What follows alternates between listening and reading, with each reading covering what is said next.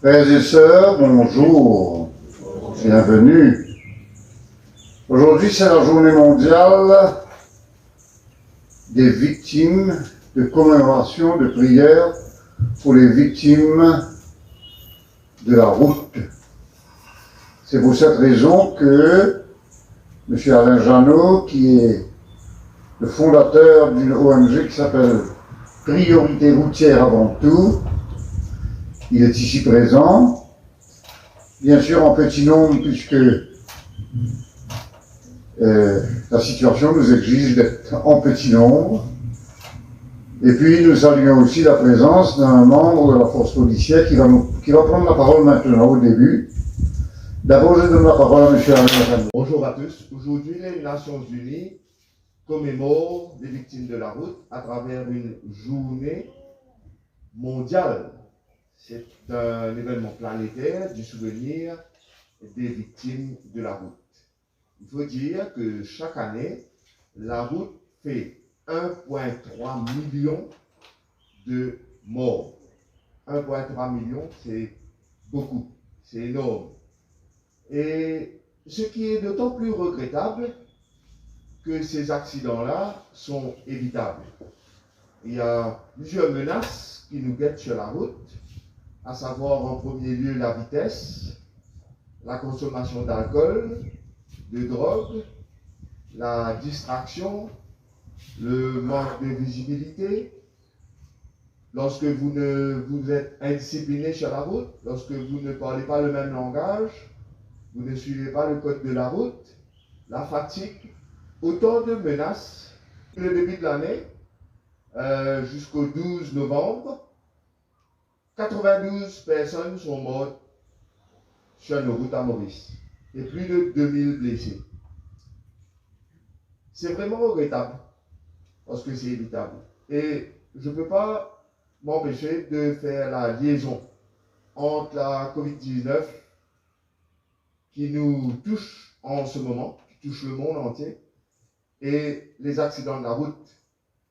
Et quoique les deux, pas des filières comme on dit, mais il est regrettable de voir que les deux menaces touchent les vulnérables, les plus vulnérables en premier lieu.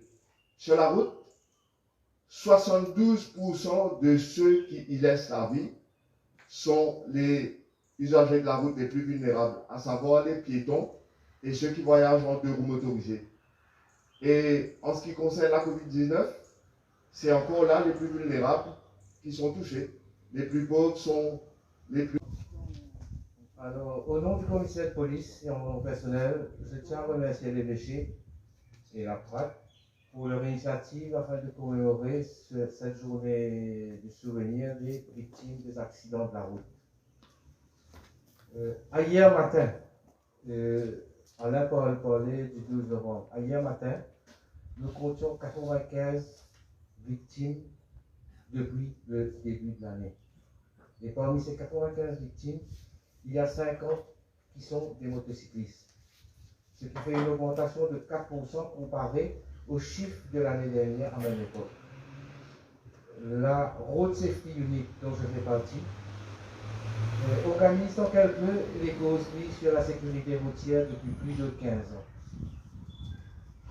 Okay. Mais nous constatons que le nombre de victimes est comparativement le même chaque année. Alors comment s'y prendre pour faire baisser le nombre de victimes des accidents, quand tous les moyens utilisés par les autorités ont presque été vains? Alors, je pense qu'il faudrait dorénavant venir avec une nouvelle stratégie pour que tous les utilisateurs de l'espace routier... Alors, on dit souvent que la route est un espace partagé entre les piétons et ceux qui voyagent en véhicule.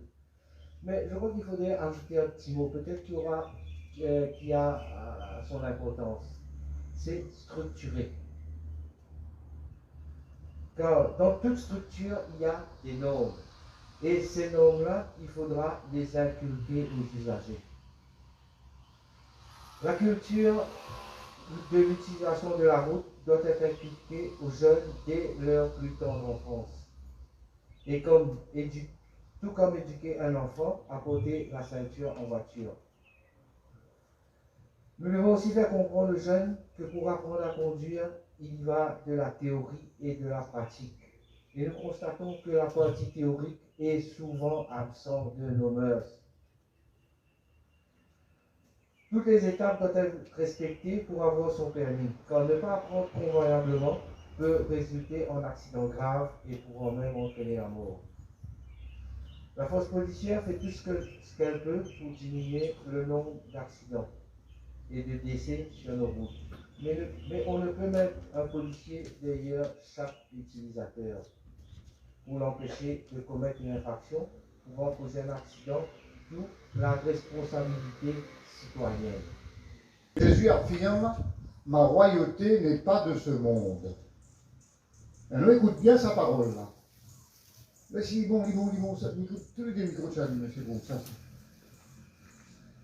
Ma royauté n'est pas de ce monde, cela ne veut pas dire que sa royauté n'est pas dans ce monde. Elle a une petite subtilité là. Il dit ma royauté n'est pas de ce monde. Ça ne veut pas dire qu'il n'est pas dans ce monde. Parce que s'il n'est pas dans ce monde, sa royauté dans le ciel, il n'est pas concerné. Nous, on a ça après. Jésus n'a jamais dit que sa royauté était en dehors de ce monde. Que sa royauté n'est pas de ce monde veut dire que la royauté de Jésus ne fonctionne pas avec les mêmes critères et dans la même manière que les royautés de ce monde. Les royautés de ce monde, comment elles fonctionnent? Ben, nous avons un ça dialogue entre Jésus et Pilate. Là, Pilate, quelque part, il y a le roi. Il est un procurateur d'un grand empire romain. Hein? Donc, nous trouvons-nous devant des rois qui peut poser. Jésus, dans sa royauté à lui, qui n'est pas de ce monde, et Pilate, qui est de ce monde. Et systématiquement, étant nous ça dialogue-là, il est intéressant, parce que, d'abord, Jésus affirme sa royauté au moment où il est condamné. C'est très drôle comme roi, ça, hein? Et même les rois qui ne sont pas condamnés. Un roi qui plus est innocent. Et il est devant un autre les rois, Pilate, qui vous condamne un innocent. Ça veut dire qu'ils hésitent, nous, là. Ça veut dire qu'on ne peut pas fonctionner comme un Pilate. Pilate connaît Jésus. Vous avez tous dans sa texte-là. Pilate allait venir 7 fois. En dedans, dehors. Tellement il n'a pas connu qu'il pouvait faire. Parce qu'il trouvait Jésus innocent. Il disait, ben juif, il sauve Jésus. Il disait, ben juif, vous avez dit vraiment, ça vous plaît, mais on va pas trouver en quoi ils sont condamnés. Mais, comme beaucoup de pouvoirs des rois de ce monde, souvent, nous condamnent l'innocent. Qui fait Pilate condamne l'innocent? Hein? Hein? Qui fait qu'il lave la main? Il lave la main avec une responsabilité qui dit bien prend, il dit bien comme dit causer pour lui foutre down et dire non, puis il est innocent. Ah, puis là, il est innocent. Qui fait il perd pour la contre-courant de la foule? Parce qu'il y perd sur place, et avec sur place, pitaille, pouvoir. Alors, Jésus, du coup, contestait tout ben chef des rois de ce monde, qui souvent condamnent l'innocent, vous n'êtes pas perdu, point. Vous êtes dans votre bout. Donc, le dialogue entre Pilate et Jésus est explique déjà qu'est-ce que ça veut dire. Mon royaume n'est pas de ce monde, mais mon royaume est dans ce monde. Parce que quand vous fonctionnez d'après le roi de ce monde, vous condamnez l'innocent. La preuve est faite là que je peux condamner. Une deuxième petite chose qui nous tirait de ce dialogue que l'Église ait choisi à l'occasion pour fêter son roi, un dialogue entre Pilate et Jésus condamné, victime innocente, c'est que Jésus a été serviteur jusqu'au bout. Il a été serviteur de quoi? Il a été serviteur de la vérité. Et là aussi, nous gagnons un deuxième trait, Pilate. Il fait beaucoup d'études, ça, à cette époque-là. Études philosophiques, études de la sagesse, études à l'époque, la sagesse grecque notamment de cette époque, la sagesse latine, qui tire beaucoup avec ben grands penseurs comme Socrate, Platon, je réfléchis beaucoup justement la vérité. Et c'est très étonnant que un chef comme Pilate qui a une belle l'université, il pose la question, qu'est-ce que la vérité? Tout ça apprendre qu'on n'a pas, tu pas connaître. Qu'est-ce que la vérité? Et il pose la question à Jésus, un petit monde fragile, pauvre, condamné devant lui, un petit monde qui va la croix. Il dit à Jésus, qu'est-ce que la vérité? Où est la vérité? Parce qu'il y a une sensibilité là. Alors, un deuxième trait, justement, de ce que Jésus veut souligner, c'est que le pouvoir des rois de ce monde, il repose là une grande fragilité. Et qu'ils n'ont pas besoin de prétendre qu'ils ont la vérité. La vérité est un chemin qui toujours nous intéresse. Je connais, quand nous entendons la police posait tout à l'heure, quand nous entendons M. Jeannot poser tout à l'heure, nous ne pouvons pas nous aussi dire qu'est-ce que la vérité dans l'autoroute? Hein? Qu'est-ce que la vérité dans l'autoroute? Parce que, si je le dis bien, c'est une question qui tout le monde nous impose. En ce moment-ci, nous-mêmes dirigeants, je peux négocier avec la vérité, parce que je peux dire toute la vérité, tant je ne pas paniquer. Vraiment. Il ne faut pas blâmer nous autres, ça. Un dirigeant, il exagère la vérité. Et, quand on trouve devant un malade, qui vous connaît son état critique, est-ce qu'il est un médecin? Je ne peux pas négocier avec la vérité. Parce que vous avez une école de pensée, dit aujourd'hui, il ne faudrait pas dire aux malades qu'ils ont pour la mort. Et dans l'école de pensée, dit ça. Et dans l'autre école de pensée, il dit non, au contraire, pas vu le médecin. Il dit au contraire, bien, dire la vérité au malade et accompagner pour lui vivre sur la mort. Enfin, moi, je suis de ceux qui sont contents si moi arrive dans la mort et qui dit, on connaît mon mort, je suis content de dire à moi. Mais qui fait aujourd'hui, on va faire mon grand boucle et quand on parle de l'ONU, pour faire peur, on va. Non, c'est vrai, parce que je suis un Canadien qui est capable d'affronter la mort avec une grande sérénité. Moi, je suis content, capable. Moi, je dis à mon papa la mort. Mon père, manière qui m'a mort. Et dans la route, manière qui dit mon mort. C'est dramatique. Et je suis même policier, je connais, quand je disais pour une école complètement. Comment on dit ça? Hein? Désarticulé. Désarticulé, merci, moi je me retiens. L'école désarticulée, quand on trouve l'irresponsabilité de la jeunesse. Hein? C'est terrible quand on trouve un accident de motocyclette. Vous avez pas envie de faire une motocyclette. Moi, beaucoup de motocyclettes. Et on gagne des moments où on a une motocyclette, moi. Négligence, pas derrière la drogue, pas derrière l'alcool. Des jeunes qui perdent le contrôle de votre moto, vous rentrez dans une colonne, vous rentrez dans une bonne. Vous désarticulez, vous faites la détresse des autres familles, des autres enfants. Alors, où est la vérité? Est-ce que c'est seulement les victimes de la route qui ont tort? Est-ce qu'ils ne peuvent pas prendre une part de responsabilité là-dedans? Parce que la route, c'est le lieu le plus communautaire qui soit. C'est la route, c'est le lieu que tout le monde prêche. C'est le lieu que tout le monde gagne une puissance terrible. Comme on veut rouler tout le monde a une puissance terrible dans mon main. Moi, j'ai une puissance terrible dans mon main. est-ce qu'ils ont responsabilité qui est à la hauteur de la puissance que la technologie vous met dans la main?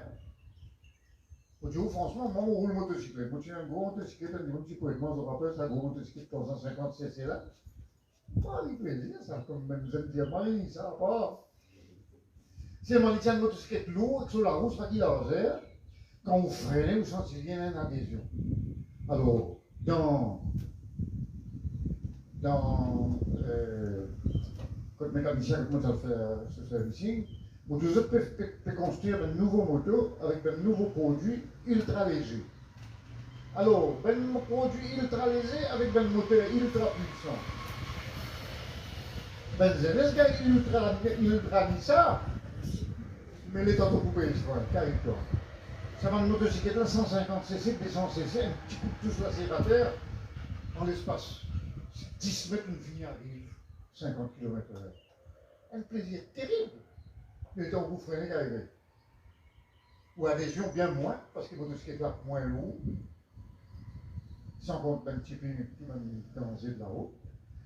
Et mon Dieu, sa motocyclette là, il est dangereux. Vous comprenez, c'est bien de jeunesse. Ben, des gens qui connaissent rouler, qui habitent rouler. Vous connaissez. Quand on motocyclette 86 degrés, on est capable de freiner un petit peu plus, mais quand on pousse, ça fait attention, il faut ça aller dans l'autre côté parce que, et dans le principe, il y a où, comme c'est leur moment, c'est où glisse dans une direction qui la fausse perd. On sent une théorie. Mais vous dire que la vérité, personne n'est pas capable de détenir la vérité. Nous sommes assis ensemble dans une collaboration mutuelle. Jésus roi a dit, je suis le chemin, la vérité et la vie. Et si on conjugue ces trois choses-là ensemble, et il se trouve que nous tient au chemin, justement, au chemin, ça veut dire que nous avons accepté d'une collaboration, d'une interaction, d'une synergie entre les forces économiques, les forces technologiques, la responsabilité humaine, la force policière. Nous avons conjugué ces quatre choses ensemble pour nous créer une atmosphère que nous prenons le minimum de risques. On a toujours malheureusement un accident, mais nous prenons le minimum de risques que chacun prend son part de responsabilité. Parce que moi, je dis où ça quatre là, disons-moi, moi, je dis aller, ou même au niveau humain. On développe une attitude dans ou manière de conduire. Si on roule un bel cylindre, motocyclette ou l'auto, ou un camion, et que vous sentez une marée de puissance, c'est une sensation terrible, ça. Vous sentez une puissance au volant. Vous avez une attitude agressive qui met en danger tout le monde aussi. À ce la politesse. Combien de fois nous gagnons l'occasion en voiture donne le passage avec un petit sourire. Et ce sourire-là, il fait du monde à dire détendre la route. Moi quand on donne le passage à un petit monde et qu'il lui donne un petit clignotant, il flash là. Vous dire, ah, voilà un petit monde qui me reconnaît, qui me fait des efforts pour me donner.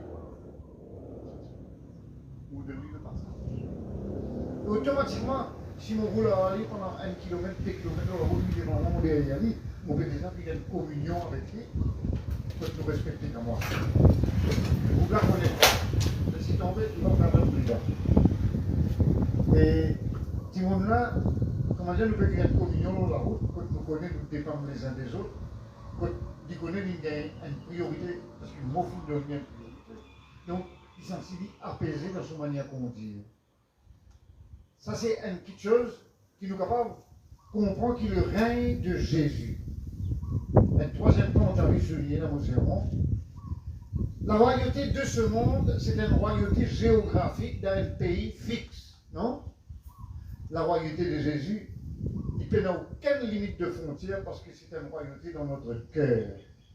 C'est une royauté qui développe une valeur universel et éternel. Universel dans le sens, il n'y a pas de frontière géographique, parce que si mon Dieu pratique le respect, c'est une valeur du royaume. Si on dit pratique, l'attention au plus faible, dans une bicyclette, dans une motocyclette, c'est une valeur du royaume de Dieu. Et c'est ça qui nous fait le règne du Christ. Le règne de Jésus, ce n'est pas un règne qui dépend de notre territoire, comme Pilate. Il tient un territoire, ce territoire romain. Comme tous les rois qui sont là, les rois d'Angleterre, les rois de France, les rois de l'autre ici là-bas.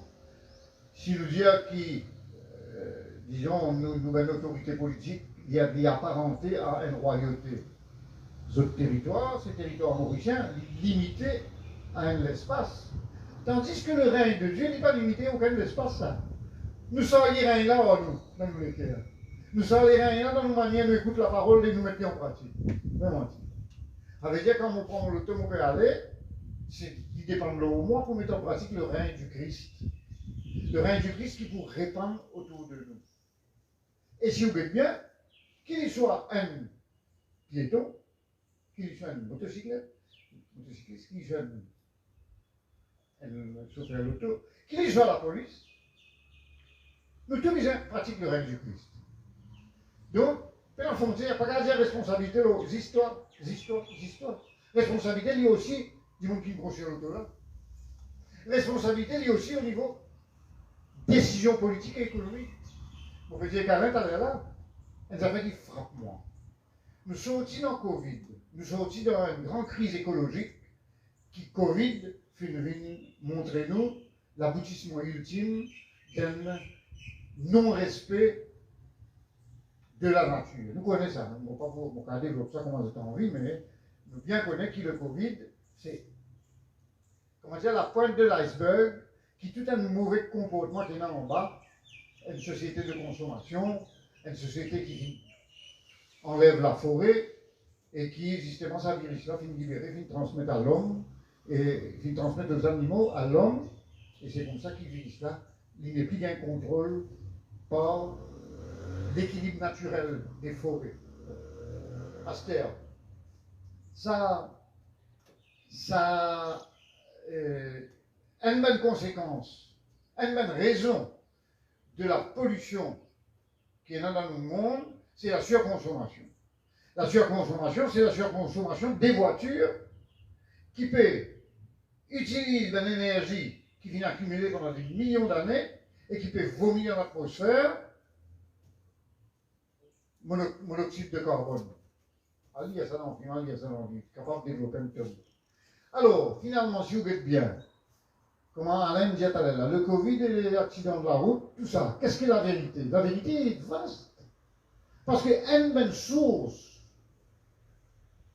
de multiplication de victimes de la route, c'est la surpopulation des voitures et des véhicules sur la route. Jusqu'à quoi nous doit aller? Juste après Covid, qui nous prend conscience, qui nous baisse nos consommations, et que une bonne source des grands problèmes qui nous ont dans le monde, c'est la surconsommation, ça veut dire que nous consommons plus que ce qui nous vient. Et donc, on passe vis-à-vis Bagatelle, qui a trouvé une ouverte depuis 1 an. Qui a trouvé une ouverte? Ben, concessionnaire l'auto Jaguar, Hyundai, Land Rover. Et donc, vous passez, si vous montez, peut-être pas si vous regardez, mais qui est à droite, qui est sa part l'auto qui fait qu'arriver, qui peut bien vendre. Ça va, Siena à peu près, si vous comptez, tout ça va concessionnaire l'auto des côtés de l'autoroute là. Depuis en bas paille, hein, vous pensez où aller à Renault, Lille, Kia, vous pensez où aller hein. Après ça prend sa boucle qui va 6 secondes côté feeling chose hein. Voilà là. Aster. Comment on monte Bagatelle qui est à droite, mais c'est un coup d'œil au bout de 50 l'auto. Sa quantité de l'auto qui peut attendre pour être vendue. Normalement, je pourrais bien vendre ça dans 6 mois, sinon je te fais perdre. Quelle quantité de l'auto nous pouvons avoir? Combien d'auto il y en a dans Maurice? Combien de véhicules? 600 Comment? 600 000 passés. 600 000 véhicules passés dans une population 1 million 200 000. Ben, le gouvernement, nous vient de dire, il fait de joli travail au niveau de l'autoroute. Il fait une autoroute bien développée, nous vient de dire. Il fait un bel travail au niveau métro. Il ne peut pas dire ça, c'est un projet de vision à long terme, c'est très bien. Mais, est-ce que nos capacités de consommation de voitures ont une croissance qui appelle exponentielle? Ça veut dire pas qu'à arrêter sa croissance. Est-ce qu'à un moment donné, nous pouvons arrêter nos croissances en termes de consommation? Nous pouvons dire ça, parce que la population peut augmenter, l'exigence peut augmenter, et moi, au Cabadiao, moi, j'ai une bicyclette électrique achetée. Et moi, je dis avec la police, nous avons fait un couloir vert, pour tester de plus en plus de rouler bicyclette dans pour lui. Moi, le tracteur en bas, c'est mon plus bon le. Non seulement mon fait des exercices, mais mon pas pollué et mon peut servir énergie solaire, parce que mon recharge mon bicyclette, malheureusement, ici mon plein, mais mon recharge mon bicyclette là, dans les WC, quand nous n'avons pas de solaire. Alors, j'ai mon bicyclette, moi, c'est que soleil. Et vous trouvez qu'il faut des mêmes scientifiques, vous êtes capable de servir votre connaissance pour produire une bicyclette avec un petit panneau solaire là, et là, soleil. Sauf panneau solaire donne courant pour une bicyclette. Ça veut dire que nous avons, bon Dieu, donne-nous l'intelligence.